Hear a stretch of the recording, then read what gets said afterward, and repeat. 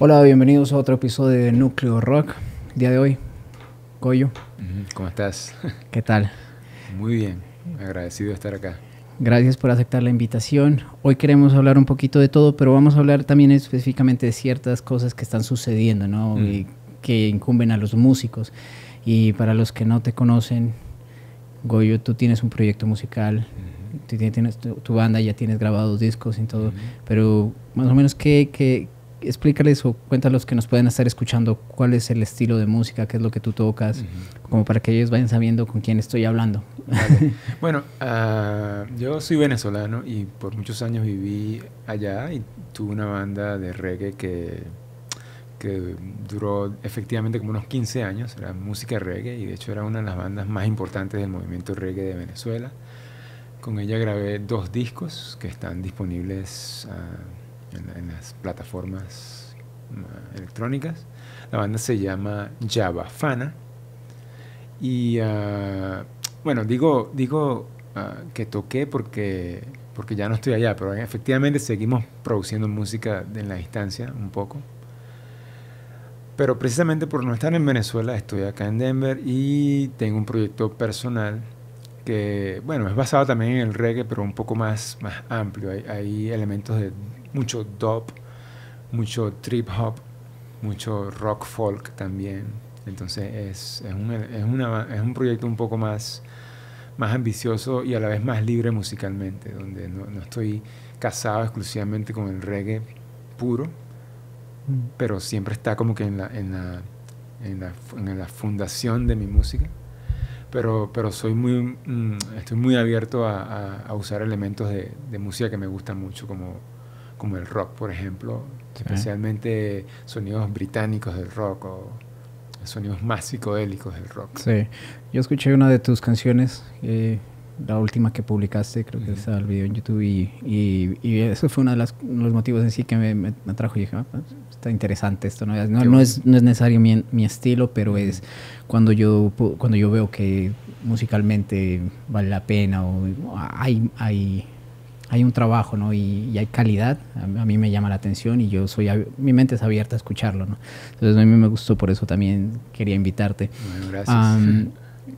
Y me encanta eso que dices de tener más libertad en cuanto al momento de hacer música, ¿no? Sí. A mí me enoja mucho de que los géneros musicales traten de encerrar a los músicos diciendo tienes que tocar esto así porque esto te hace original, esto te hace como que un verdadero exponente de un área en particular. Sí, y creo que la música no debería ser así, ¿no? Creo que la música es libertad, ¿no? Sobre todo para el músico lo mejor es tener libertad, ¿no?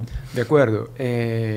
Bueno, yo creo que son 2 cosas. Una, también es cierto que de repente tú quieres cultivar un área y quieres exponerla como tú crees que es, y eso está bien. Sobre todo cuando es una banda que crea en colectivo, entonces hay como que ciertos parámetros, ¿no? Claro. Pero siendo un músico en lo individual, tú también tienes emociones que transmitir y estéticamente quizás esas emociones quieren ser presentadas de una manera que esos parámetros no atrapan. Y entonces ahí empiezas tú a negociar y a veces la negociación tú pierdes o ganas. Sí, es lo difícil de convivir con más, ¿no? O trabajar con más músicos, Tal ¿no? cual, tal cual.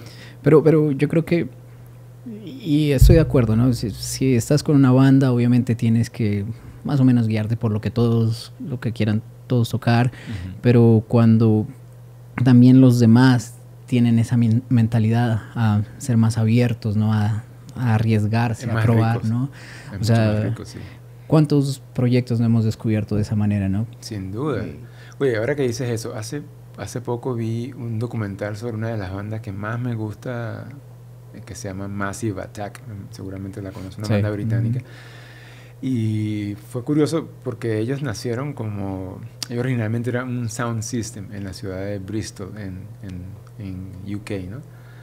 Y entonces en esa ciudad habían elementos, mucha gente de Jamaica, pero había mucho punk, y habían los sound systems jamaiquinos, el punk, la psicodelia, y además la ciudad es bien laid back en comparación con Londres, es más lenta, bueno, mucho uso de cannabis, y entonces eso como que, según ellos mismos expresan allí, eso hace que la estética sea un poco más lenta, más pausada, relajada. más relajada. Y entonces, por ser abierto a todos esos elementos del punk, después vino el hip hop de los 80 desde Nueva York, porque algunos de ellos estuvieron en Nueva York. Y entonces toda la estética del hip hop, del punk, del dub, del reggae, del sound system, de ser DJs, todo eso tú lo sientes en la música de ellos. Es decir, ellos estuvieron como una esponja recibiendo todas esas cosas, no se encasillaron en ser punk, o ser reggae, o ser hip hop, sino somos esta cosa. Y la verdad que gracias a Dios fue así, porque entonces le regalaron al mundo una de las estéticas musicales más interesantes que yo he escuchado, ¿no? Sí. Lo que llaman ahora el trip hop, ¿no? Y eso a mí me fascina esa música, por cierto. Y esa manera, como tú dices, de que la música surja gracias a tener mente abierta, ¿no? Sí, es intentarlo, ¿no? Porque también no todo proyecto sale bien, no todas mezclas, todas las mezclas salen bien, ¿no? Algunas queda mejor decirlas. Sí, mejor no. Sí. ¿Qué tal? ¿Escuchaste lo del concierto ayer, me imagino, de Venezuela, Ape Live? Sí.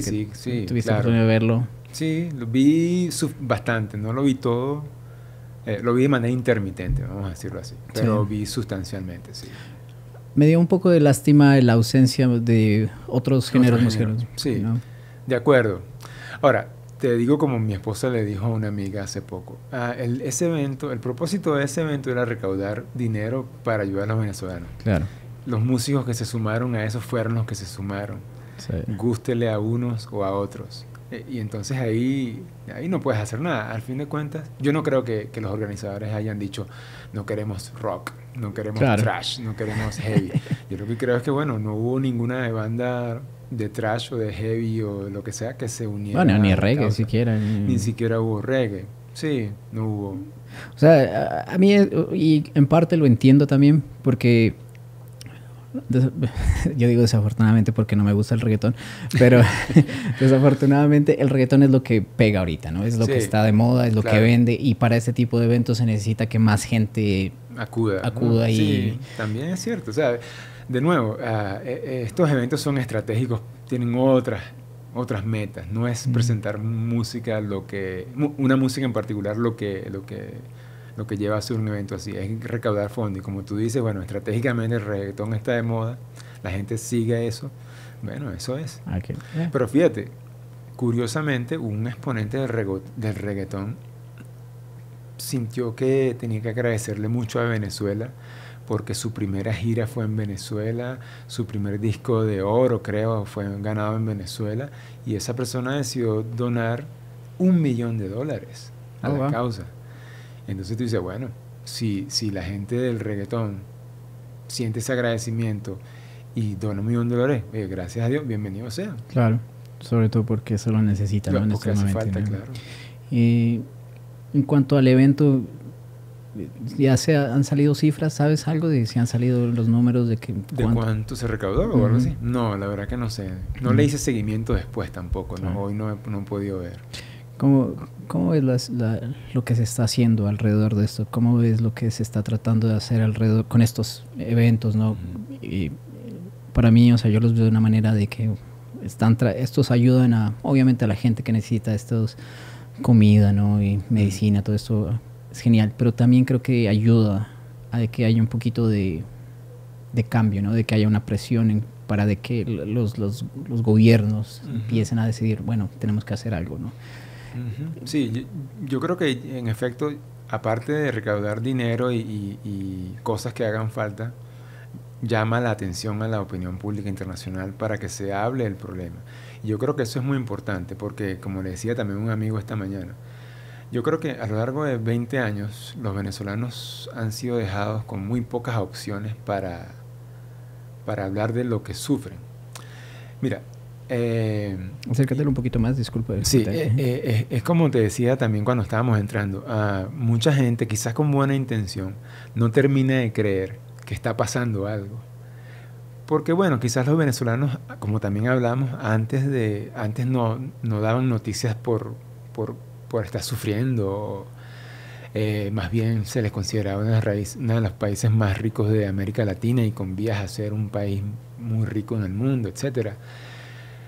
Pero, y entonces eso como que ha predispuesto a la gente, a mucha gente a pensar que, bueno, realmente qué tan serio es el problema, ¿no? Y está por otro lado otras personas que piensan que, bueno, este gobierno ha sido elegido de manera legítima, etcétera. Entonces, yo creo que, el gobierno de Venezuela ha jugado muy bien sus cartas en el sentido de la propaganda y creo que ha hecho un trabajo importante porque mucha de la opinión pública que tradicionalmente se fija en la violación de derechos humanos no se fije tanto o no se, o haya sido ciega a esos problemas por un buen tiempo. Creo que ahora ya están comenzando finalmente a mirar gracias a cosas como esta, por ejemplo, como tú dices. Pero digamos, los canales tradicionales como medios de comunicación u oír a las ONGs que se encargan de esto, bueno, yo creo que no estaba pasando. Yo creo que mucha gente estaba como diciendo, no está pasando tanto como para que nos preocupemos. Sí. Y yo creo que eso fue un gran error. Y eso ha dejado a los venezolanos con muy pocas opciones. Con opciones, porque está la otra preocupación de las invasiones, las intervenciones de potencias extranjeras en el territorio venezolano, cosa que ha ocurrido de otra manera, de todas formas. Y quizás es una preocupación legítima, pero ¿cuántos de los que hoy se preocupan porque no hay una invasión en Venezuela han mirado más allá de la propaganda oficial y han tratado de ver qué es lo que en efecto los venezolanos están sufriendo, de qué se quejan realmente los venezolanos, cuántos se han puesto en los zapatos, a menos de manera científica, o sea, solamente por investigar, no por estar de acuerdo, sino por investigar qué es lo que está pasando realmente, cuántos se han atrevido a ir más allá de lo que les llega. De lo que aparece en Facebook. En Facebook o por opiniones del mismo gobierno venezolano, del mismo gobierno oficial, digamos, venezolano. Yo creo que no tantos. Ahora, gracias a eventos como este, por más que no nos guste la música, etcétera, o sí, bueno, más gente está discutiendo, por lo menos discutiendo el problema. Sí. ¿De qué se quejan esta gente? ¿De qué se está quejando esta gente? ¿Qué es lo que sucede? ¿Qué es lo que sucede? Y es uno de los motivos también por lo que quería hablar un poco de este tema, es porque inclusive lo digo más que todo para la comunidad rockera, donde yo más me envuelvo, muchas veces ignoramos este tipo de temas, ¿no? Muchas veces, si no nos afectan, no nos importan, y eso es malo, ¿no? Yo creo que en todos los sentidos tener esa mentalidad de ignorar un poco la política, así no te guste la política al 100%, tienes que, creo que como ciudadano de cualquier país, de cualquier sociedad, tienes que involucrarte un poco para saber qué es lo que sucede, ¿no? Cómo puedes aprender a votar bien, ¿no? A elegir bien a tus gobernantes. Todo este tipo de cosas tienen que importarnos un poco, ¿no? Sin duda. Y a mí he visto lo que sucede en Venezuela y sé que afecta mucho también a lo que es la parte de los músicos. Aunque la gente no lo crea, afecta, ¿no? Afecta tanto para los músicos internos, para los músicos que quieren ir a Venezuela, ¿no? Los músicos que quieren ir a tocar allá. Conozco músicos y amigos, conocidos que han salido de Venezuela porque no se dan las oportunidades, de por sí para un músico es difícil. Exacto, sin mucha presión. Sí, sin necesidad de que el gobierno sea malo, para el músico es difícil. Ahora ponle eso un mal gobierno, ¿no? Lo que está sucediendo en Venezuela, ¿cuál es tu punto de vista en lo que está pasando ahorita? No necesariamente toda la historia, pero lo que está pasando ahorita, ¿cómo tú lo ves? En relación a los músicos, quiero decir. Sí. Mira, los músicos en una situación como esta tienen un dilema muy importante. Uno, tienen que sobrevivir, como tú dices, y no es fácil sobrevivir siendo músico en condiciones normales, mucho menos así. Y dos, tienen que involucrarse como ciudadanos en la política y eso los lleva a tomar esta decisión. A veces la supervivencia te arrincona y te pone a trabajar para quien está causando la opresión. Yo conozco gente que ha tenido que hacer eso. Ha pensado que ha tenido que hacer eso. También. Y hay otros que sencillamente se han ido. Y hay otros que son, que se sostienen suficientemente como para poder no caer en esa tentación. Cualquiera de las opciones es un problema. Claro. Y yo, en efecto, creo que los músicos en Venezuela están sufriendo eso. Hay músicos, como tú dices, que ante la única opción de terminar trabajando para el gobierno, tocando en eventos patrocinados por el Estado, pero que ese no debería ser un problema, ¿verdad? Porque si tú eres de un país, tú deberías poder participar en los eventos organizados por tu gobierno o por el Estado donde tú vives sin ningún problema. El problema está cuando esos eventos se usan como propaganda política, como proselitismo político, Claro. como adoctrinamiento, etcétera, y tú terminas siendo cómplice de algo que a lo mejor ni te interesaba. Claro. Entonces, muchos han optado sencillamente por irse porque no hay otra. Preferible tener un poco de dignidad y pasar trabajo en otro lugar hasta que consigas espacio, o trabajar en otra cosa que termina siendo eso. Pero otros no Sí. no lo ven como una opción, otros terminan haciéndolo.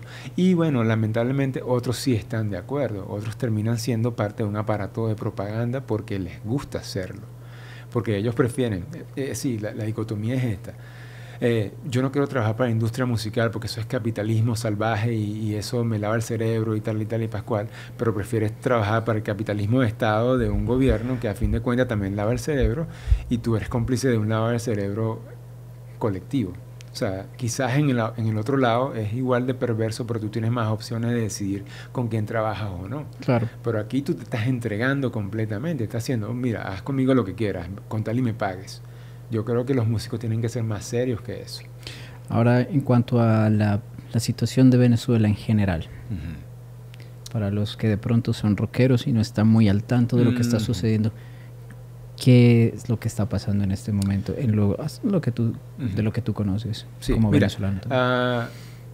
en términos muy prácticos, hay desabastecimiento de comida, desabastecimiento de medicinas, hay problemas de vivienda, hay gente viviendo en la calle, hay gente comiendo en la calle, hay gente que se muere porque no llegan los medicamentos que necesita para una enfermedad que de otro modo sería curable, pero si no tienen los medicamentos, bueno, se convierte en una crisis para la familia, para el Estado, para el país.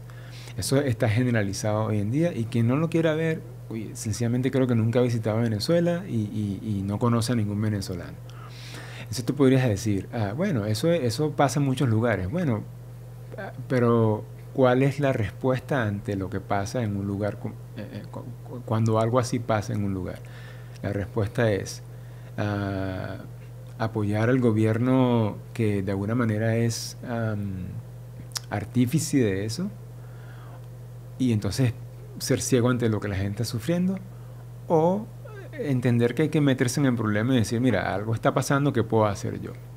Te digo esto porque mucha gente justifica esos desabastecimientos con un supuesto bloqueo, ¿no?, de los Estados Unidos. Pero mira, sinceramente esa es la patraña más grande que te pueden decir, porque Venezuela, este Estado, este gobierno venezolano que ya data unos 20 años, tuvo por muchos de estos 20 años el mayor ingreso de petróleo que ha podido haber en nuestro país.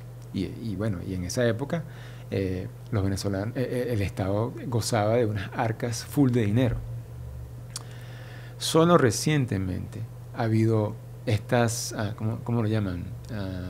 Estas amonestaciones, estas medidas en contra de funcionarios específicos de ese gobierno porque se les acusa de cuestiones criminales. Y eso no quiere decir que esas medidas que han tomado gobiernos como el de este país o incluso de Europa sean medidas generalizadas contra la nación, contra el ciudadano venezolano. Y en todo caso, si así lo fueran, son de muy corta data como para explicar por qué el desabastecimiento ha tenido tanto tiempo. Claro. Entonces yo digo que esto ha sido parte de un plan para un plan de control social.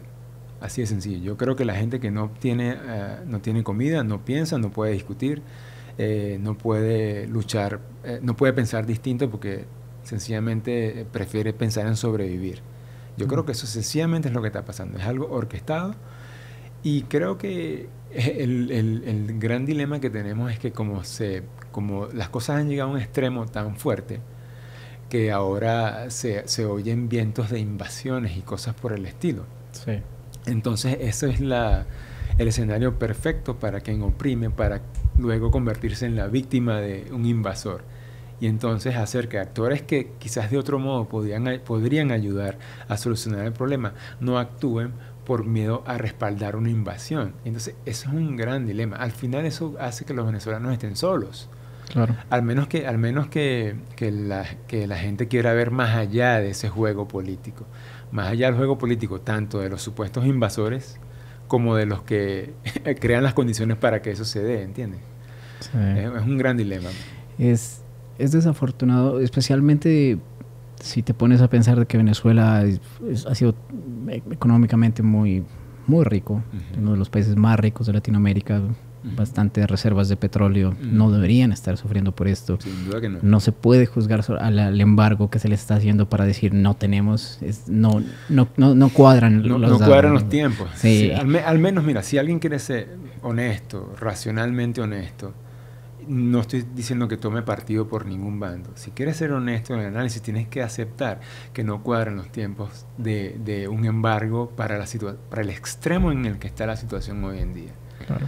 O sea, mira, yo soy matemático y y también soy un ser humano y tengo mis posiciones y mucho de lo que alimenta mis posiciones puede ser emocional. Pero sinceramente yo hago un gran esfuerzo diario por ser objetivo en estas cosas y sencillamente es un juego político, tiene mucho juego político. Que tenga mucho de perversión también del lado de la oposición, etcétera. Bueno, nadie niega eso, pero mira, yo creo que el gobierno de Venezuela, el gobierno de Maduro, quiero decir, no la ha puesto fácil tampoco para que el ciudadano común termine respaldándolo. Claro. ¿Entiendes? O sea, por eso yo siempre digo, yo no creo que el gobierno haya querido evitar una posible invasión, que por cierto para mí me parece que es mentira. Pero yo creo todo lo contrario. Yo creo que se ha querido llegar a un extremo en el cual eso sea al menos un rumor muy fuerte para usarlo como capital político y llamar la atención. Mira, soy una víctima, por favor, sálvenme del imperio, del invasor, etcétera. Y no te preocupes si la gente sufre o no, porque el problema soy yo, el problema es lo que yo sufro. Sí.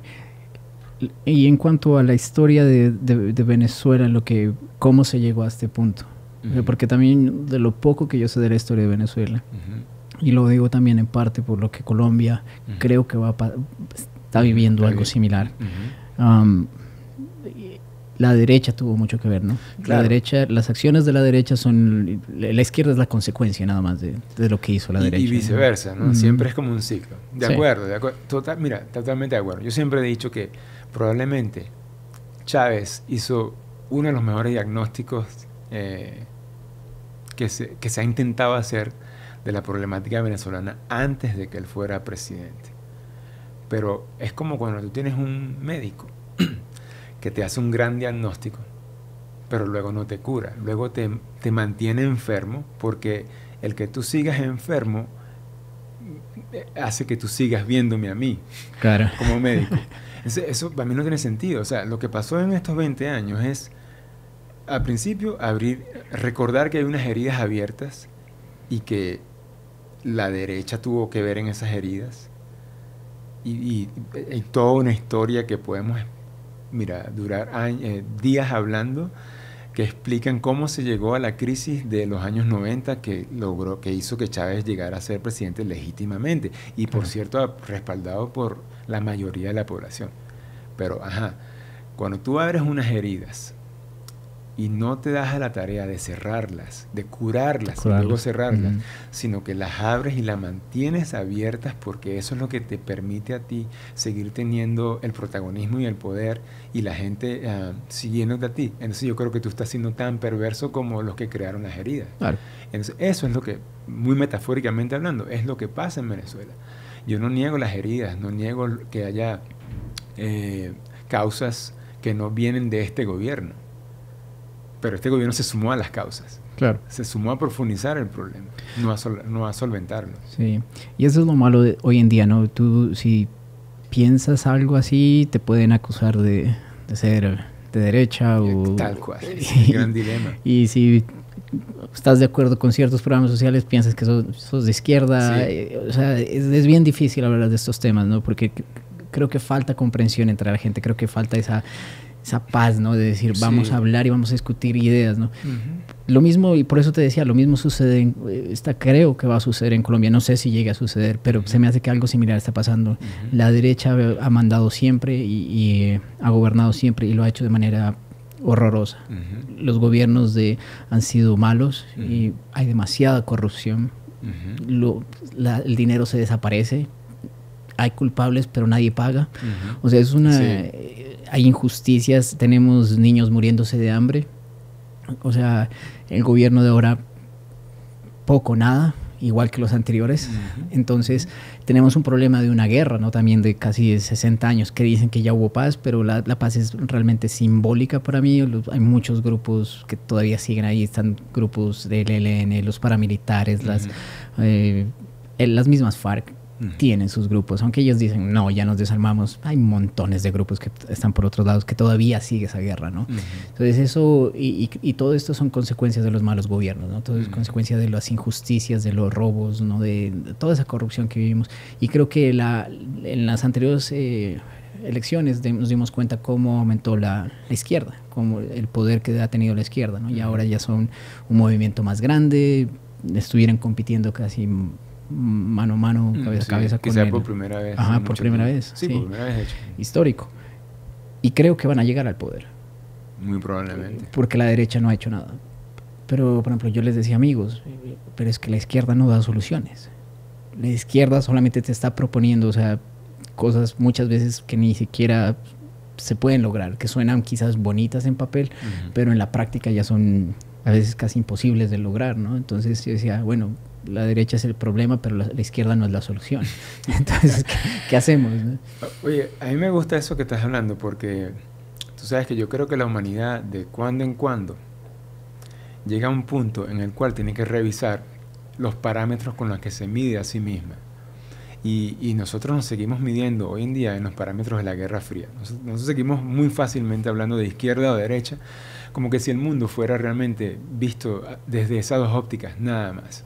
Es muy curioso cómo nos cuesta a los seres humanos como sociedad aceptar que no somos lo que usamos para evaluarnos. Lo que usamos para evaluarnos son aproximaciones mentales, quizás ideológicas, buenas para los académicos. Conexiones con creencias, ¿no? También. Pero lo ideal sería como que tener siempre una cláusula de contingencia, así como que, mira, ok, yo voy a usar esto porque es lo que creo para aproximarme a entender la realidad. Pero yo siempre tengo que estar sujeto a revisar eso, porque eso a lo mejor no es el lente que realmente me permite mirar bien. Es como lo que yo uso ahora mucho este símil de la preferencia sexual. Hoy en día, finalmente, ya cada vez más gente acepta que la preferencia sexual no es binaria. No tiene que ver que a uno le guste o no, es lo que ocurre. Hay gente que es heterosexual, hay gente que no es. Hay gente que le gusta de una manera, gente que le gusta de otra. Por más que yo te pueda decir que no me gusta esta preferencia sexual, yo tengo que ser racionalmente honesto y decir, existe, ocurre, así que abro mi mente y hago más espacio a entender al ser humano. Punto. Eso para mí es como que esencial. Yo creo que lo mismo pasa con esa dicotomía izquierda-derecha. La gente sigue empeñada en una discusión que quizás sirvió para modelar el mundo cuando teníamos la Guerra Fría, el muro de Berlín, etcétera, pero que hoy en día sencillamente no soluciona. Y básicamente lo que tú has dicho es el resumen de por qué no funciona. Es que hacemos un ping-pong, pero no nos quedamos nunca en el medio viendo. O sea, aquí está el problema. Y creemos que este extremo es la solución. Y después el problema está aquí. Y nos vamos al otro extremo otra vez a buscar la solución.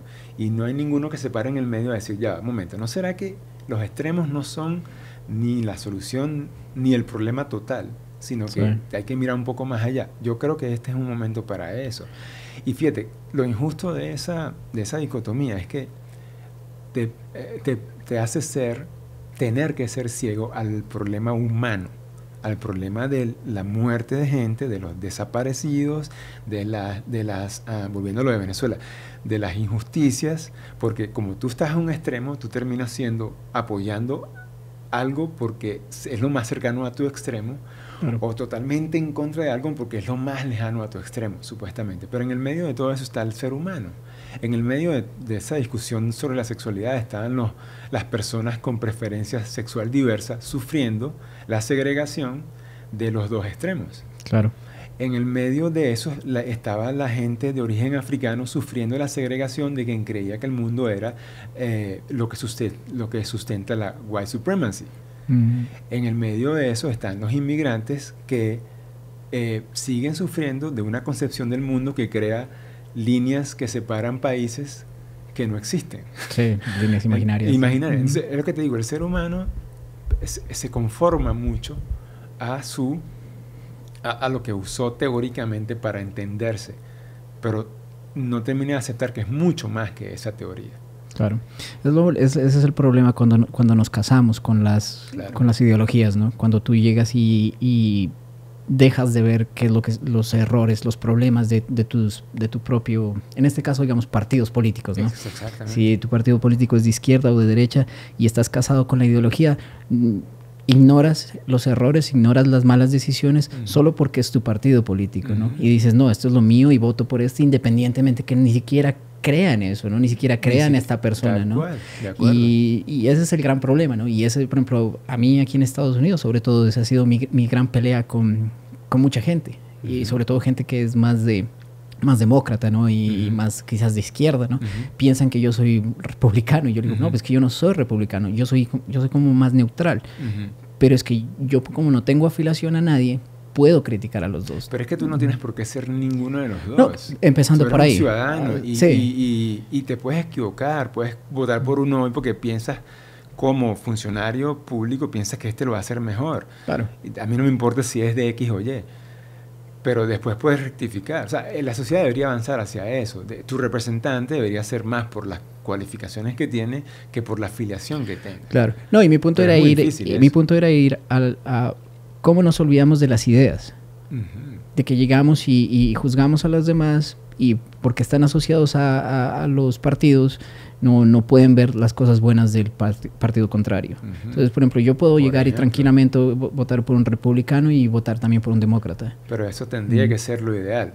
Honestamente, yo creo que o sea, uno nació con esos apellidos, republicano, demócrata, o lo que sea, izquierda, derecha. Yo creo que tú eres un ser humano, estás en una sociedad que es lo mejor para ella, y si eres honesto en ese deseo y ves que una persona califica para llevar a cabo una labor en ese sentido, ¿qué importa cuál es el apellido que tiene? Claro. ¿Qué importa la raza que tenga? ¿Qué importa la sexualidad que prefiera? El mundo tiene que ir hacia allá, si no, entonces, ¡pum!, otra, ¿sabes? Sí. Las guerras son básicamente, usualmente por tonterías como esa. Tonterías. Sí, no, pero lo es, ¿no? Y inclusive en el caso de Venezuela yo escuchaba mucho que bueno, la izquierda era el gran problema, ¿no? Pero también del otro lado la derecha no estaba volviendo a promover nada, una solución, no estaban trayendo ideas, ¿no? Solamente estaban diciendo, nosotros somos la derecha, y mucha gente que, solamente son la derecha, ya piensan que esa es la solución, y no necesariamente tiene que ser así, no necesariamente va a ser así. No. Creo que si eres la oposición y no vienes con ideas, bueno, vamos a seguir con el mismo problema. Quien quiera, o sea, vengas de donde vengas, si no tienes ideas, si no consignas, entonces no sé cómo vincularme contigo. De hecho, yo honestamente creo que los líderes opositores en Venezuela que finalmente han calado en la gente hoy en día es porque han sido más concretos en sus propuestas, han propuesto cosas, no lo que la gente quiere oír, sino en verdad lo que la gente ve como, esto es un camino viable, paso 1, 2, 3, al menos boceteados para llegar a una solución de nuestros problemas. No es porque sea del partido X, Y, Z. Claro. Ahora, el proceso va a ser lento si se llega a salir de esto, ¿no? Yo creo que hay que esperar que sea lento. Es decir, para no traumarse, para no frustrarse, creo que hay que esperar que esto no es de la noche a la mañana. Sí, y tampoco, o sea, empezando que ojalá no se llegue a la guerra. Sí, ojalá no se llegue. Que no, claro que no. Ojalá, digamos que estos gobernantes tomen conciencia y digan no más, ¿no? Porque al final del día quien sufre es el pueblo. Ellos no sufren. Es como yo les digo a mis amigos, es que Maduro está comiendo bistec. Total. Él está... Y lo ha hecho público además. Ha salido comiendo con un famoso chef turco, no sé dónde es que, comiendo muy bien en televisión mundial. O sea, claro.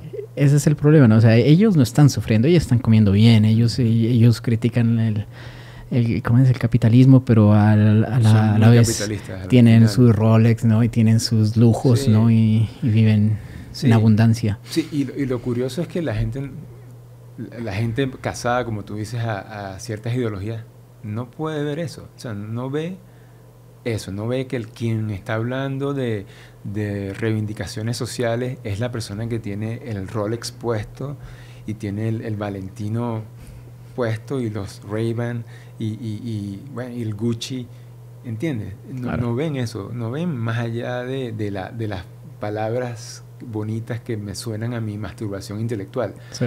Porque yo creo que hay mucho de eso también. Mira, honestamente, yo a veces pienso que muchas de estas personas de izquierda que hoy en día apoyan a este gobierno es porque si no lo apoyan, no tienen una tesis académica que seguir cultivando, no pueden no pueden seguir teniendo estudiantes de doctorado que sigan estudiando la izquierda y promoviendo esas ideas, sí, recibiendo financiamientos capitalistas, por cierto, de instituciones que financian investigación académica. Hay mucho de eso, a mí también, mucha de esa mi nicho intelectual está en riesgo si yo lo cambio de la noche a la mañana para decir, ya va, un momento, esto no calza dentro de mi idea. Mis ideas cambiaron, dado lo que tiene que darse para que tú cambies tus ideas, los hechos. Dado los hechos, yo reviso mis ideas. Yo veo muy poca gente haciendo eso. Yo veo mucha gente forzando sus ideas sobre la realidad y no aceptando la realidad para cambiar las ideas, que es lo que deberían hacer, en mi punto de vista, tanto de izquierda como de derecha. Obviamente. Sí. Y yo me he dado cuenta de eso al momento de hablar con gente que cree lo opuesto a mí, ¿no? Y le puedo nombrar 100,000 problemas de sus ideas, pero porque están casados con la idea. Si no hay otra, ¿no? Ya no hay, o sea, ya no está la lógica, ya está el sentimiento, ¿no? Ya está el sentimiento. Ya está diciendo, no, nosotros somos izquierda, qué sé yo, marxistas o lo que sea que quieras creer, pero, o sea, ¿en qué momento se llega a decir, bueno, es que esto no funciona? Exacto. ¿Qué usas como parámetro para decir hasta, o sea, porque vuelvo a una idea que dije hace unos minutos. ¿Por qué yo tengo que ser, una palabra que a mí me gusta mucho en inglés, que algo así como self-righteous? Porque yo tengo que ser tan eso como para no ser capaz de evaluar mis propias ideas en algún momento. Porque esas ideas con las que yo me casé son buenas para siempre. ¿Quién dijo eso? ¿Por qué no aceptar que yo puedo, como yo cambio, quizás así como los zapatos ya no me sirven, quizás no me sirvan las ideas también? Y no hay ningún trauma con eso. Claro. ¿Por qué no ser suficientemente maduro intelectualmente para decir, ya va, reviso mis ideas porque no sirven? ¿No sirven para qué? Bueno, a lo mejor siguen sirviendo para mi tesis intelectual, pero no sirven para modelar de manera sana la sociedad, de tal manera que ayuden a la gente. Porque ¿de qué sirve una ideología que no ayuda a la gente al final del día?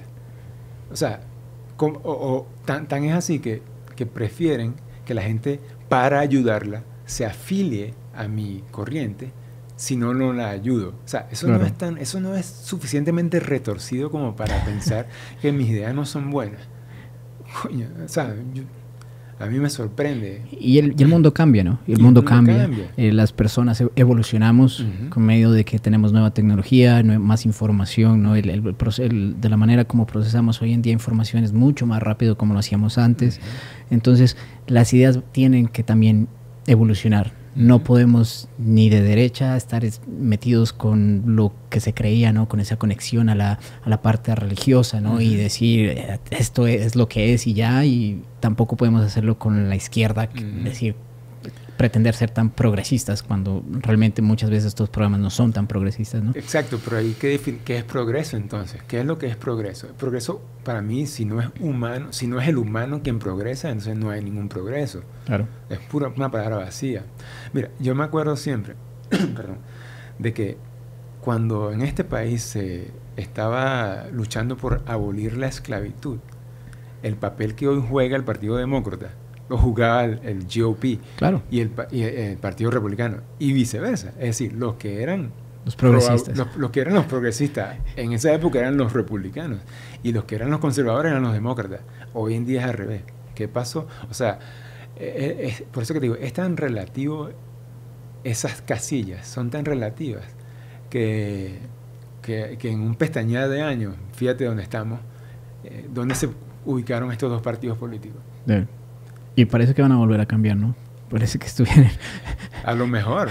Bueno, no sé, la verdad que ojalá, en el sentido de que ojalá los republicanos se conviertan en un poco más progresistas y... Sí. No, yo lo digo casi es por la censura más que todo, ¿no? Por esa censura que se ha dado hoy en día, ¿no? Donde en las universidades es difícil hablar de estos temas porque en las universidades donde debería hablarse de estos temas, donde es el lugar perfecto para debatir estos tipos de... Estoy de acuerdo contigo totalmente. Hoy en día hay miles de casos, sobre todo aquí en Estados Unidos, donde si tú tienes un poquito piensas un poquito diferente a lo que es los movimientos progresistas, te vetan, ¿no? Te bloquean. Y eso es peligrosísimo, ¿no? La gente a veces no entiende qué tan importante es la libertad de expresión, ¿no? Sí, es curioso que te termines convirtiendo en lo que tú estás tratando de superar, ¿no? Es decir, en conservadurismo monolítico, dogmático. Pero también pasa al revés. O sea, porque, por ejemplo, cosas que he visto en algunas universidades, algunos centros educativos aquí, es como se autocensura la institución por no atacar por no parecer que estás en contra del gobierno. O sea, si quieres ser demasiado políticamente correcto como para ser suficientemente progresista para mantenerte en el tapete de los progresistas, pero no no dices nada sobre DACA, por ejemplo, no hablas de los Dreamers, no puedes, no te atreves a tocar esos temas, no hablas de los inmigrantes, al menos no en un sentido proactivo, no te inmiscuyes, dices consignas, es bueno hacer esto, es bueno aquello. Hacemos lobby porque tal cosa, pero nunca dices yo propongo exactamente esto, y puedes hacerlo porque tienes un equipo de gente pensante que puede dar ideas bien concretas y que ya existen, pero la institución no se atreve a opinar, a adelantar una agenda que resuelva un problema porque tienen miedo de inmiscuirse contra un bando u otro. Y ese es el gran problema, ¿no? Por eso creo que a veces nos estancamos, ¿no? Ponete, la censura. ¿Qué sacamos censurando a la gente? ¿Qué sacamos si no hablamos de estos temas, ¿no? O sea, no vamos a evolucionar. Para nada. Por ejemplo, hablar del racismo, hablar de los problemas de inmigración, son temas que tenemos que hablarlos, no ocultarlos, no tenemos que taparlos, no sacamos nada con eso, porque al final del día no vamos a terminar solucionando nada, ¿no? Bueno, pasa lo que pasó un poco cuando estaba Obama, que todo estaba chévere, pero no estaba realmente, ¿no? Al final del día pasó esto es decir, hubo tanta gente metiendo cosas debajo de la alfombra que ahora salió todo eso.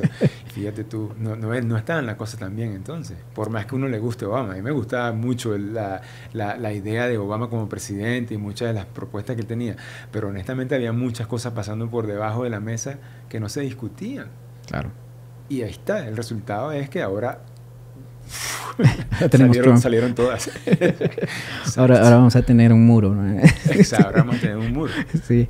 Y esa es la otra, ¿no? Sí, por ejemplo, lo que estamos viviendo acá es, o sea, por los dos lados. Yo lo veo y lo veo como que complicado. O sea, lo digo, bueno, me tienes acá los que dicen ser progresistas, pero que a la vez me vetan si yo no pienso como ellos. Sí, eso no tiene sentido. Ajá, sí. O sea, ellos son de mente abierta siempre y cuando pienses como ellos. O sea, abierto hasta donde yo la abra. Sí. Si no piensas como yo, no. Entonces, es un problema. Y por el otro lado tienes este otro extremismo, ¿no? De tratar de culpar de todos los problemas a los inmigrantes, ¿no? Y ese radicalismo, ¿no? Sí. Que a la larga, bueno, ninguno de los dos nos está llevando a nada. Bueno, eso a mí me lleva a lo que te comentaba hace un momento. Está en la gente, entonces, no en los representantes, en los líderes de un extremo u otro, está en la gente terminar de aceptar que ninguna de estas dos cosas realmente ni modelan la realidad, porque no pueden, pero tampoco resuelven mis problemas más fundamentales. Y entonces yo como ciudadano, sin negar ni uno ni otro, porque tampoco quiero caer en el mismo extremismo, yo miro más allá de eso. Y esa es una invitación que uno le podría hacer no solamente a los ciudadanos comunes, especialmente a ellos, pero también a los representantes, a los senadores, a los funcionarios públicos, y aquí en todo el mundo. Es decir, mirar más allá de lo que se supone que yo propongo y de lo que se supone que mi antagonista propone, y mirar entonces la fuente de los problemas y volver a lo humano. A mí me gusta mucho usar como parámetro de eso a la Carta de Derechos Humanos. Eso es imperfecto, eso no está acabado y ojalá siga evolucionando y que precisamente no se estanque como se han estancado esto que llaman la izquierda y la derecha. Quizás como es un instrumento y no es una afiliación a algo, a lo mejor tiene más oportunidad de seguir mejorando.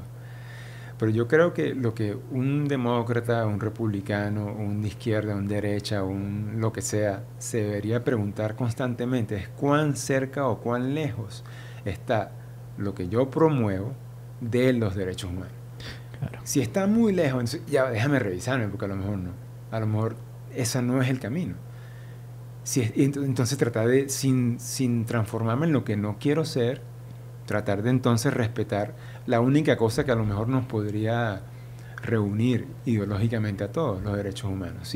Si los gobiernos de derecha, de izquierda, de lo que les dé la gana, al menos trataran de llevar sus agendas a cabo de tal manera que sean cada vez más cercanos a respetar los derechos humanos, creo que el mundo sería bastante mejor. Sí, lo veo difícil. Yo también acepto eso. Yo también, pero mira, yo lo veo difícil, pero no lo veo difícil porque no se pueda hacer. Hay cosas que son difíciles porque son una quimera, claro, como muchas ideas de la izquierda o muchas fantasías de la derecha. Pero eso no la razón por la que eso no ocurre es humana, es como lo que llamamos en Venezuela malcriadez muchas veces, o intereses. Es decir, hay una palabra que aquí se usa mucho últimamente que es la que llama accountability. Nadie quiere ser accountable. Si uno lograra que los funcionarios públicos quisieran ser accountable, y entonces accountability se lograra a través de un instrumento que ya ha sido aceptado al menos de boca por todos, que son los derechos humanos.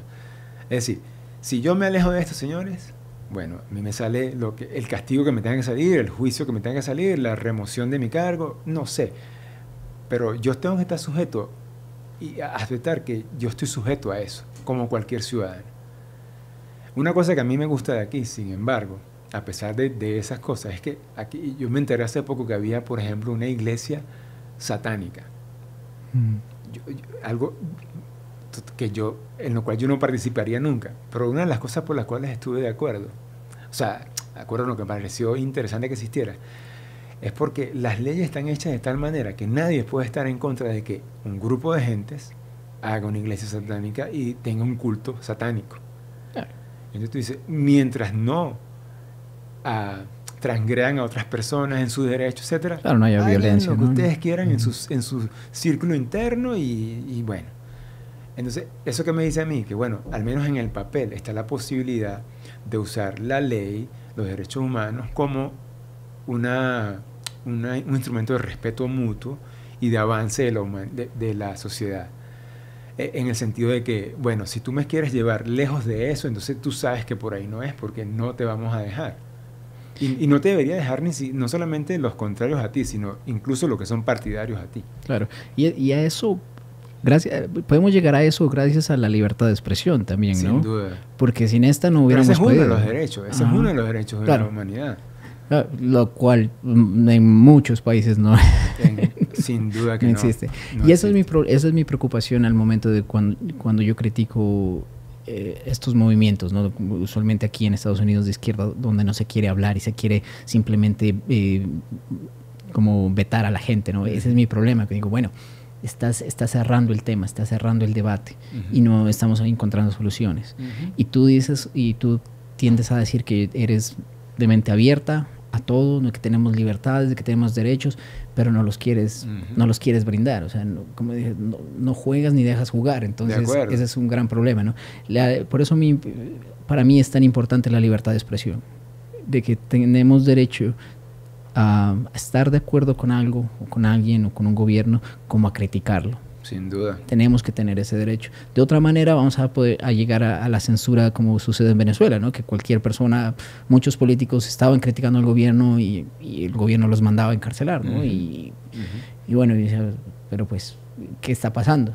Simplemente es que ya no hay, ya nos alejamos de los derechos humanos, ¿no? Sin duda. Nos estamos alejando. Ahí estamos viendo ya el extremismo, ¿no?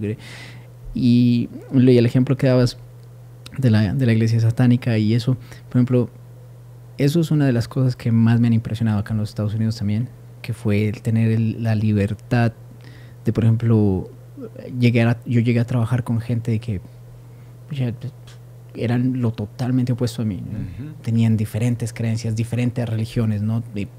He trabajado con musulmanes, con cristianos, con católicos, con no creyentes, con satanistas, y los he conocido, ¿no? Y todo el mundo se maneja normal, todo el mundo es como que simplemente es mi creencia y lo mío para mí ya, y no va a afectar en nada, ¿no? Entonces llegar a eso es el progreso, ¿no? Llegar y poder tener todas estas diferentes creencias y poder convivir como seres humanos, ¿no? Sin duda, yo creo que eso es el progreso, entender que hay diversidad y que en la medida de lo posible hay que garantizar espacio para todos, en el espacio de respeto. Pero eso obviamente ese es un respeto que debe ser garantizado por el Estado, pero también debe ser ofrecido por cada ciudadano. Es decir, si yo espero que a mí me respeten mis creencias, mi color de piel, mi preferencia sexual, mi filiación política, yo tengo que hacer lo mismo. Claro. Pero si desde el Estado no se promueve un instrumento que permita arbitrar eso de que es lo mismo, entonces entramos o en una anarquía o entramos en censura para poder imponer una idea. Y entonces otra vez yo miro para todos lados y honestamente yo no veo otra cosa que esté más cerca de eso, de nuevo con todas las imperfecciones que tiene, que es la Carta de Derechos Humanos. O sea, así de sencillo. Es como, otra vez, yo exijo respeto. Entonces, mi exigencia de respeto pasa por encima de los derechos humanos, sí o no. O sea, a lo que yo estoy pidiendo respeto es algo que transgrede los derechos de los demás o no.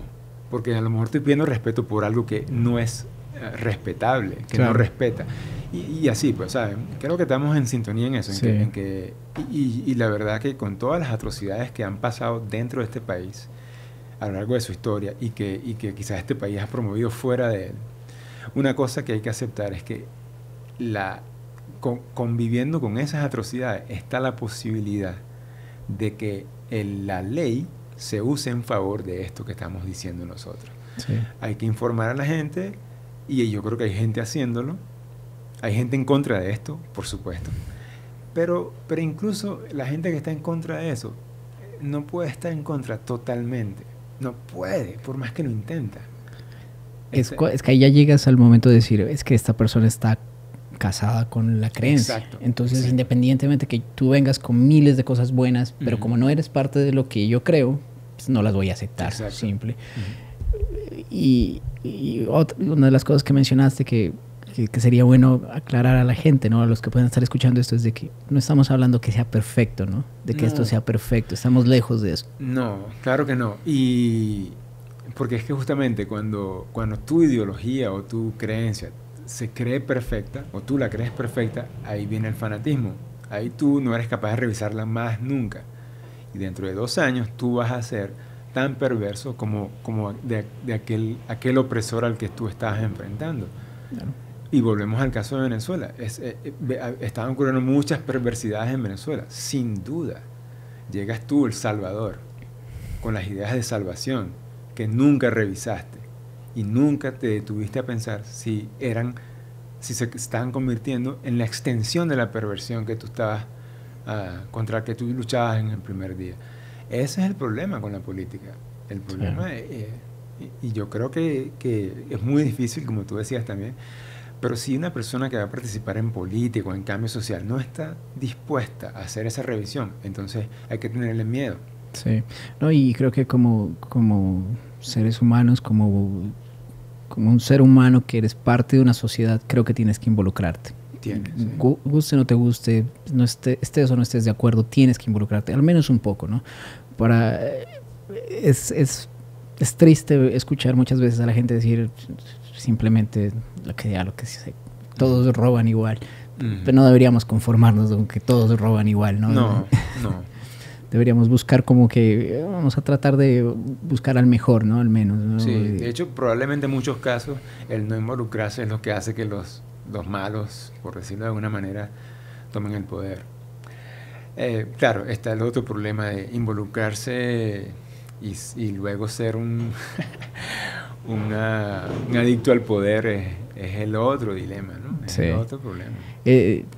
Es que es difícil, ¿no? Es difícil. Cada ser humano es distinto, cada ser humano es un propio mundo, ¿no? Y no se puede decir vamos a controlar y vamos a poner a todos que tengan esta mentalidad, ¿no? O sea, no se puede. Es más bien tratar de todos llegar a un mutuo acuerdo, ¿no? Un balance, ¿no? de las cosas. Y no perder el foco. Yo creo que se pierde en esto de las ideas, se pierde mucho el foco de los problemas, de lo que vive la sociedad. Y entonces la discusión se va a otro plano y es el plano de, mi idea es más bonita que la tuya, más chévere, pero igual los problemas siguen existiendo y entonces tú quieres esperar convencer a todo el mundo de tu idea para accionar, a avanzar algún tipo de cosas pragmáticas que resuelvan algo. No digo que todo el mundo haga eso, pero eso ocurre mucho, eso es un gran vicio. A mí me daba risa mucho de eso, de que nos olvidamos de que debemos enfocarnos más bien en las soluciones, ¿no? De tanto a veces olvidamos hasta los problemas, ¿no? Que enfocamos en cómo aparentamos estar bien, ¿no? ¿Te acuerdas de algo? Y yo tenía unos amigos que me decían de cómo estaban contentos porque el Partido Demócrata iba a tratar de hacer el impeachment a Trump. Y dicen, bueno, está bien, si es culpable, si tiene que ser, pues si eso es lo que dice la ley, está bien, que lo haga. Pero ¿cuál es la solución después de eso? Después sigue Mike Pence. Dice, no, pero después vamos para él. No, ok, ¿cuánto tiempo va a tomar eso? ¿Cuál va a ser la solución de eso? Es que de ahí ya sigue Pelosi. Para cuando ustedes lleguen a eso ya van a ser hora de las elecciones. Exacto. Ustedes se han dedicado tanto tiempo a hacer esto y se han olvidado de trabajar. Sí, eso es muy peligroso. Entonces digo, ¿para qué? ¿Entiendes? ¿Para qué? Mejor este tiempo, trabajemos, busquemos las soluciones. Exacto, y creen y diseñen soluciones para los problemas de ahora y los que eventualmente van a ocurrir si van a poder solucionar si llegan al poder, a la presidencia, ¿no? Sí, o en todo caso como que creen una especie de grupo que específicamente se dedique a analizar la posibilidad del impeachment, pero no dejen de trabajar igual, ¿no? Oh, claro. Sí. Bueno, eso es un poco lo que pasaba, que tú referías un poco antes, lo que pasaba en Venezuela con la gente de oposición. Vamos a sacar a Chávez, vamos a sacar a Maduro. O sea, consignas, buenos deseos, pero ¿dónde está tu propuesta para solucionar problemas concretos aquí y ahora? Claro. Yo creo que eso está más presente ahora y por eso me parece mucho mejor. ¿Te gusta el presidente que eligieron en la asamblea? La verdad que sí. Yo no sabía quién era este muchacho, no lo conocía, joven, si soy sincero. Pero a mí me gusta la gente que hace cosas concretas y que no me está mareando con palabras, que no va a cumplir nada y que es obvio que no va a cumplir nada. Claro. A mí me gusta la persona que dice, mira, vamos a hacer en 3 días A, B, C, D. No vamos a hacer más porque no se puede hacer más. Después de esos 3 días vamos a hacer Y, Z, W. Ese tipo de gente que tiene un foco y que va actuando de acuerdo al foco y arrimando la cosa para allá, me parece que son la gente que hace falta. Sí. Sinceramente, digan lo que digan. Bajo la ley es legal. Yo creo que sí. Pero esa es otra discusión. O sea, yo no creo que haya necesidad de entrar en eso, porque eso va a empezar que es legal, que no es legal. Yo creo, sinceramente, que yo me acuerdo que yo participé acá en Colorado, voté por se hizo unas votaciones para que el pueblo decidiera sí o no se permitía hacer una asamblea constituyente en Venezuela. Y abrumadoramente la gente dijo que no. Sin embargo, el gobierno, como ha hecho otras veces, continuó y la hizo. ese acto ya es ilegal para mí. Claro. Y por lo tanto lo que se deriva de eso sigue siendo ilegal. Entonces, bueno, hay unas elecciones dudosas el año pasado. Yo no te voy a decir que yo tengo pruebas de que fueron fraudulentas, pero si las elecciones fueron no fraudulentas y el presidente de la República se juramenta en una instancia que no es la que está contemplada para eso, entonces ahí ya viene un vicio más a esa elección. O sea, yo creo que hay un cúmulo de vicios que hacen a la única institución de Venezuela que a la fecha ha sido elegida por voto popular, que es la Asamblea Nacional, decidir, como está contemplado en la Constitución, hay un vacío de poder, así que el presidente de la Asamblea puede tomar el poder interinamente. Para mí eso es leer la ley. Claro. Si es discutible, bueno, pero discútelo, o sea, promueve un foro para que eso se entienda mejor.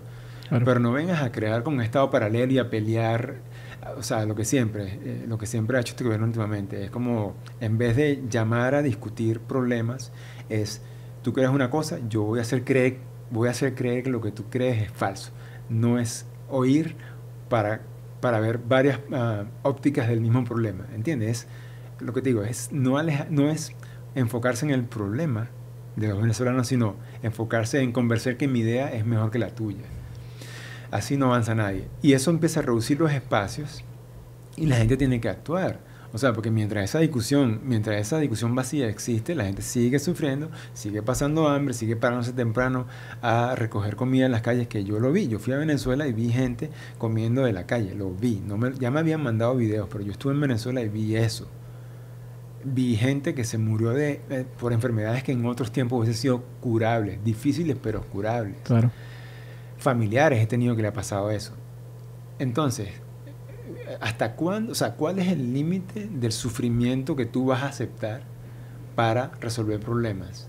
¿Por qué tus ideas son más importantes? ¿Por qué tu poder es más importante que el sufrimiento de la gente? Eso yo no lo entiendo. Claro. Ya como para ir cerrando, como músico, ¿cuál crees que es no la obligación, pero sí cuál debería ser como el deber de un músico, ¿no? En tomar posición ante estas situaciones y cómo utilizar, ¿no? la música? Algunos músicos populares, no tan populares, ¿no? Pero tenemos un micrófono, ¿no? Uh-huh. Podemos mandar un mensaje, así sea 2 personas más van a escucharte, ¿no? Uh-huh. Hay que ser un poco responsables al momento de sacar información, ¿no? y compartirla. ¿Cuál crees que para ti cuál es la posición del músico ante todas estas cosas? ¿Cuál debería ser la posición del músico ante estas cosas? Yo creo que el músico, como cualquier ciudadano, y volviendo a lo que tú decías de la libertad de expresión, tiene que decir su opinión, tiene que criticar. No puede caer en el chantaje de que es artista, no opina. Yo no creo en eso. Pero tampoco puede caer en el facilismo de ser un propagandista. O sea, hay que tener mucho cuidado. Pero ser tan honesto como cualquier ciudadano y decir su opinión.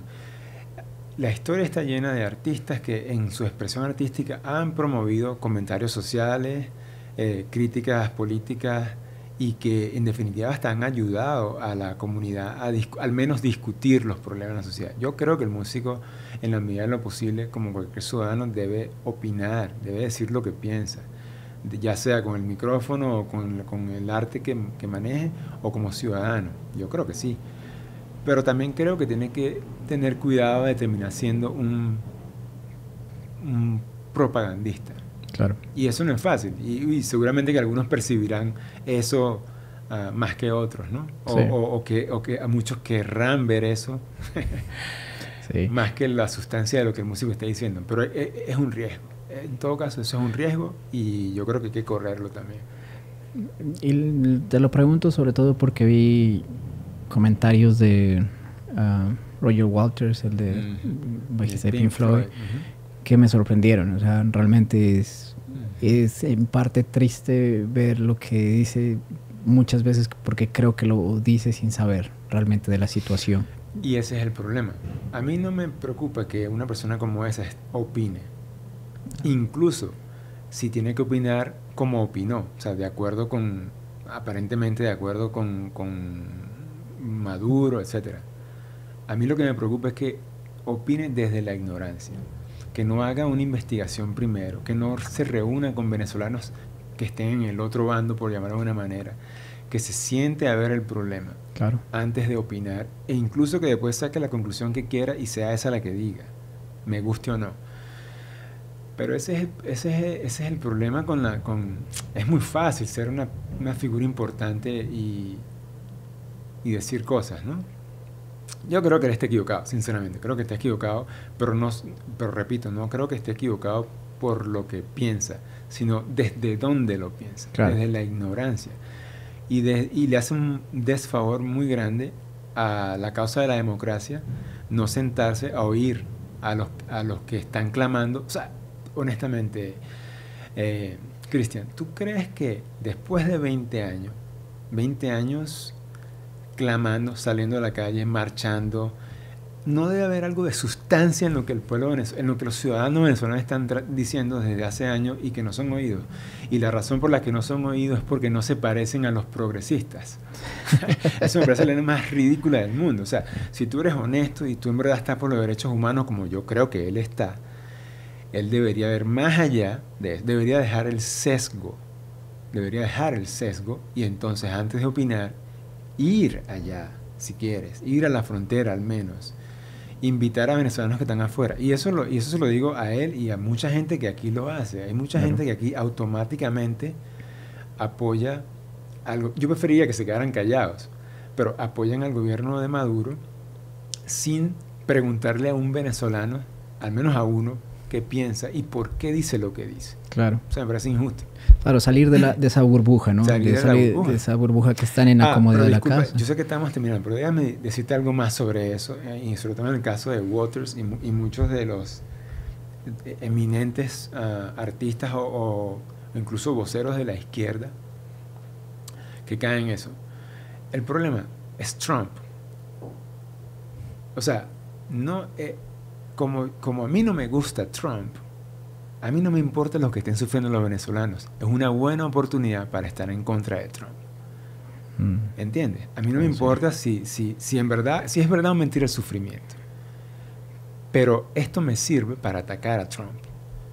Hermano, a mí no me gusta Trump tampoco. Pero ya va. Tú vas a jugar el juego de Trump, porque ese es el juego de Trump. Tú vas a jugar el juego de Maduro.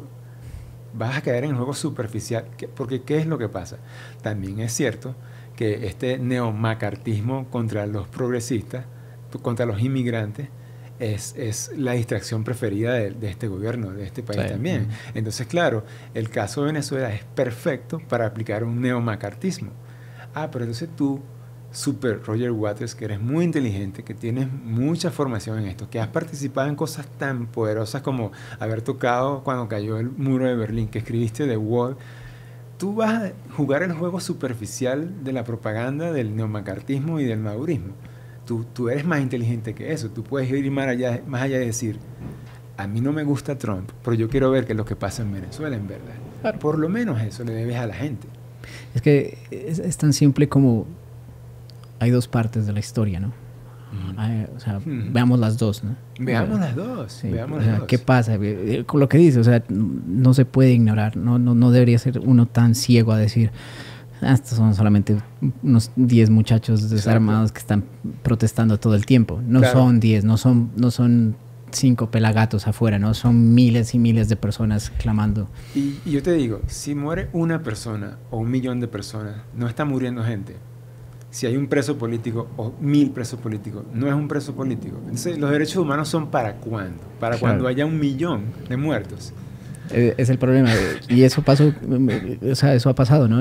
Durante la historia, ¿no? Creo que Rusia hasta tuvieron que pasar cuántos miles y millones de muertos hasta que el mismo pueblo tuvo que levantarse, ¿no? Y yo creo que eso es lo que está pasando en Venezuela. Déjame decirte, a mí me parece que aunque Trump esté aprovechando la oportunidad para apoyar desde su óptica lo que está apoyar a la oposición, digamos de esa manera, yo creo que al final del día son los venezolanos los que están resolviendo su problema, nuestro problema. Mira, lamentablemente la región, o sea, ¿por qué llegamos a esto también? Porque la región en la que está Venezuela, Suramérica, dio la espalda al problema siempre. Algunos porque estaban del lado de la chequera del gobierno venezolano y otros porque son demasiado de derecha también, ¿no? Como quien dice. Y entonces en el medio de eso está el pueblo venezolano sufriendo, diciendo, hey, mira, aquí hay... Es como cuando le pegan a una mujer en la casa, ¿no? El esposo es el legítimo esposo. Se casó ante la ley, ante la iglesia, todo lo que tú quieras, pero le pega todos los días. Le pegaba menos antes. Ahora le pega mucho más. Sí. Pero es su esposo. Si yo no me meto, porque es su esposo. Brother. ¿Hasta ¿sabes? cuándo? ¿Hasta cuándo? Hasta que la mate. Hasta que la mujer mata al tipo. Y dicen, esa mujer es una asesina. Claro. O hasta que llegue el guapetón del barrio, ¿verdad? El perverso del barrio, pero que es el que tiene las armas, y mata a la esposa. Goyo, y tú ya como para ir cerrando en la parte de tu música, ¿tú utilizas tu música para a veces tocar estos temas, para dar un mensaje con tu música? Sí, sí lo he hecho a lo largo de toda mi carrera. Cuando tocaba con la banda en Venezuela siempre había comentarios sociales sobre cosas que pasaban en mi país o en el mundo. Recientemente también lo he hecho, he lanzado al menos 2 canciones que tocan esos temas. La verdad que trato de no hacerlo tanto en el sentido de que no quiero que esto se convierta en mi marca. Yo tengo muchas más cosas que decir, muchas más cosas de qué hablar, pero creo que hay momentos en los cuales tienes que hacerlo, tienes que decirlo. Así que sí, yo lo hago y sin tratar de caer en lo panfletario, ni en lo propagandista, ni tratar de convencer a nadie. Yo trato de abrir una ventana hacia lo que yo creo también tiene que ser dicho y visto antes de que alguien se haga una opinión propia, ¿no? Claro.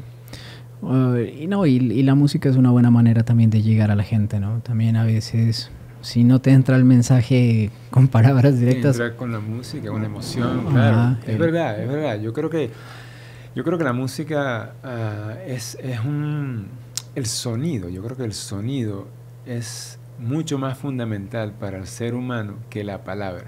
Yo creo que la palabra es después.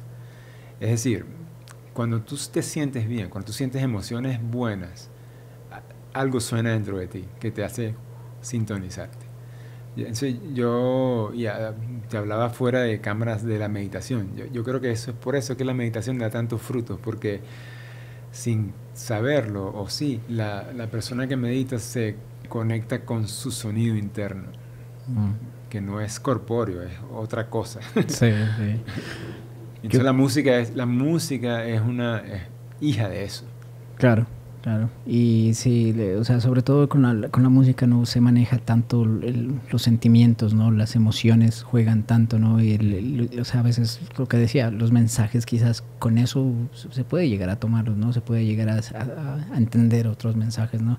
No creo totalmente. Y ojalá tu música sirva también pues para llegar a otras personas, ¿no? Y llegarlo en todos los sentidos, no solamente en la parte política, ¿no? También llegar en el sentido... No. Por eso te decía antes que no quisieras solo hablar de eso.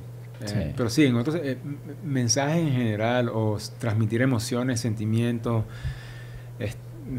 estados de conciencia, si fuera posible, con la música de manera diversa, es lo que yo quisiera, pues. Sí. Ya espero que vuelvas. Hay que hacerlos otra vez y hablamos ya de otras cosas porque creo que nos metimos mucho en la política, pero también es algo muy importante y es algo que está sucediendo ahorita, es algo que está pasando y creo que es importante también hablar de esto y sobre todo ahorita, ¿no? Donde creo que hay un punto bien focal, bien álgido ahora mismo, ¿no? Entonces es bueno hablar de esto. A los que nos estén escuchando, nosotros no tenemos la verdad absoluta, yo creo que no para nada. No lo queremos mostrar de esa manera, pero sí creo que al menos de mi parte es invitar a todas las personas que escuchen a que se den la oportunidad de ver más allá de lo que de pronto una noticia o algo que miren en las redes sociales, ¿no? A investigar, a conocer lo que está sucediendo, a conocer lo que la gente en Venezuela está viviendo, ¿no? Porque por más de que te guste la ideología, ¿no? De un lado o del otro, tienes que ver las cosas malas, ¿no? Tienes que comprender que algo malo está pasando en Venezuela, ¿no? Que gente está muriendo, gente está sufriendo, ¿no? Y lo mismo pasa en Colombia, por ejemplo. Colombia es mi país donde yo nací y lo mismo está pasando, ¿no? Y allá tenemos un gobierno de derecha. pero yo también, a mí no me importa que sea de derecha o que sea de izquierda, si está mal, ¿no? Entonces, exactamente. Lo critico de la misma manera, ¿no? No estoy de acuerdo en muchas de las cosas que hacen ellos, ¿no? Y ojalá podamos encontrar la solución, pero ojalá también esa gente que está a favor del gobierno, ¿no? De esos gobiernos, ¿no? Que apoyan esos gobiernos, lleguen a un momento y sean conscientes, ¿no? De que el pueblo es el que está sufriendo y el pueblo es el que paga las consecuencias de lo que ellos hacen, ¿no? Y por último, de nuevo, a investigar, ¿no? A conocer más, ¿no? De los dos lados, ¿no? De acuerdo. Yo creo que ese es el mensaje. Ese es. Ok. Goyo, ¿dónde puede la gente encontrar tu música? Sí, bueno, primero que nada es muy fácil conseguirla en YouTube. Tengo videos que he producido con mi música, pero además he subido el audio de las canciones, de muchas de las canciones, tanto de Goyo Mijares como de la banda Ya Bafana. También está en Spotify, también está en iTunes, también está en diversas plataformas de streaming. Si te quieren seguir, pueden ir a Facebook, Goyo Mijares, que es Goyomijares,